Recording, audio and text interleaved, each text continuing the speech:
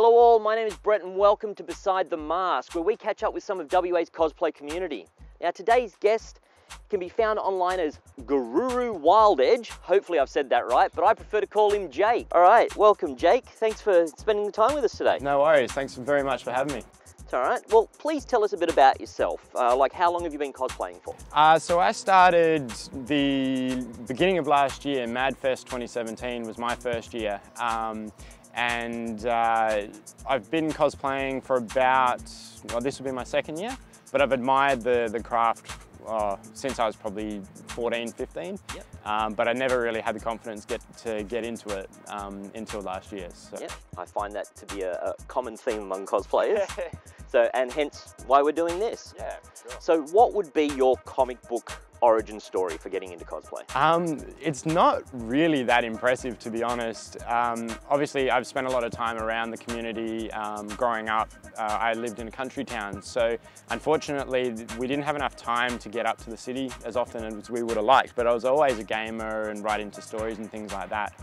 And then last year, I discovered the very talented Jessica Negri. And how did you discover her talents? No, just kidding. No, I really enjoyed her Mail Monday segments that she does on YouTube. And my fiance was just like, you know, if that's something that you're interested in, why don't you give it a crack? And I said, oh, do you think? You know, do you think that I could give it a go? And she's like, yeah, go for it. So we picked some very basic start-off costumes and they looked terrible.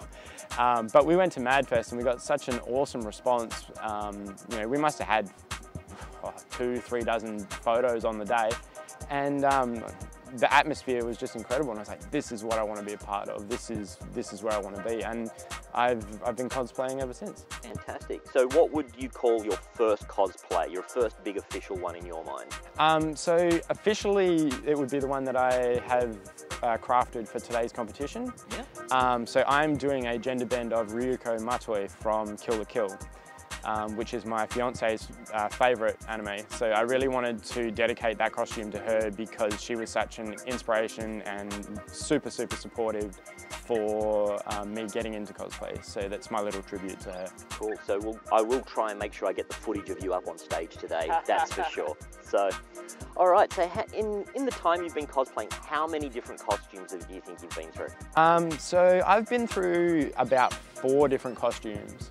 So my first one was a very bad Leo the Lion Spirit from Fairy Tail. Then I moved on to Natsu the Dragon Slayer from Fairy Tail as well.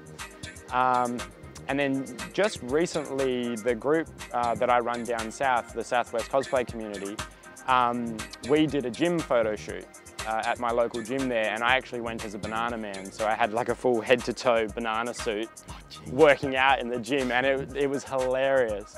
And then obviously Ryuko today. Fantastic. So what would you say has been your biggest challenge with cosplay? Honestly, it would be learning the skills. Foam crafting was very tricky. That was where I started. So I made a suit of armor, or well, not a full suit, but sort of like a half suit. And it took me 6 months to put together. And I had to rely a lot on the experiences of our members down south because I really had no idea what I was doing. So definitely developing skills was probably the biggest challenge, and finding teachers. I'm not very good at learning from YouTube. I really had to rely on finding teachers and learning in person and practicing the skills at home on my own.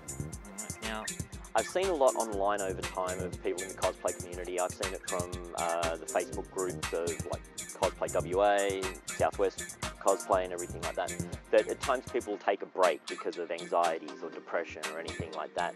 Are they any, do you ever have those major panic attacks? And if you do, how do you deal with them?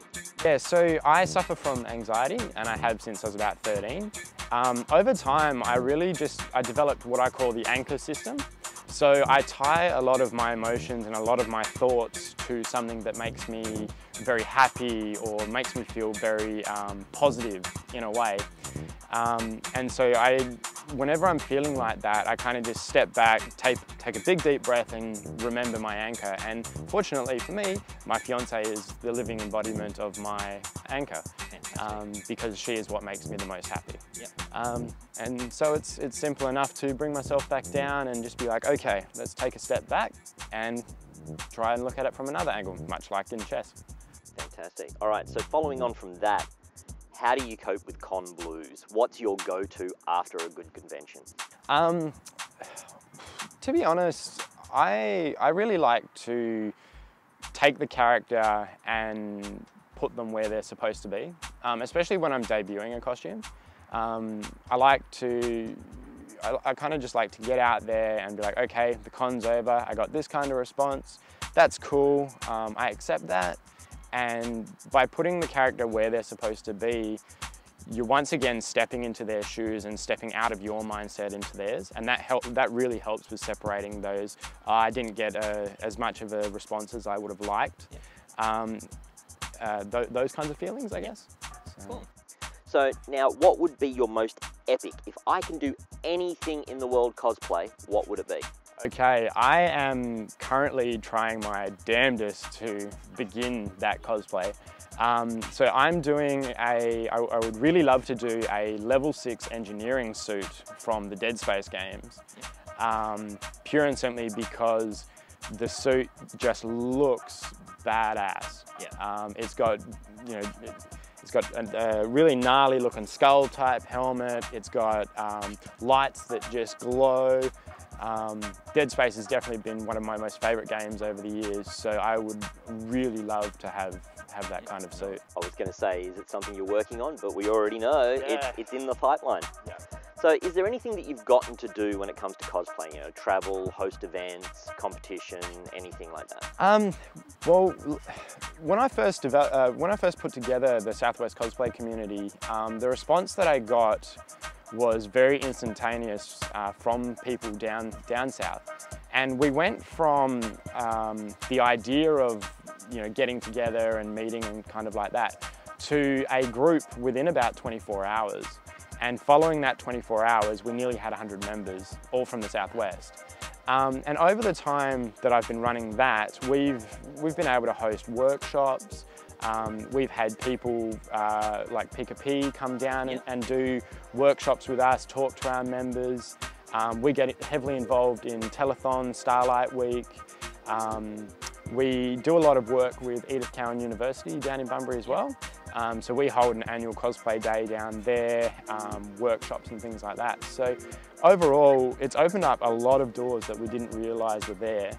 And the number of people that continue to come in, send us member requests, even ask us, do you guys do classes and things like that, has just been phenomenal. So it's been a really positive experience.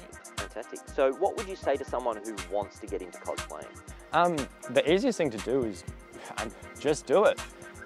It is a terrifying experience at first for some. I know my first con, I had to leave the con floor multiple times because I was like hyperventilating because I was just so overwhelmed by the positive atmosphere.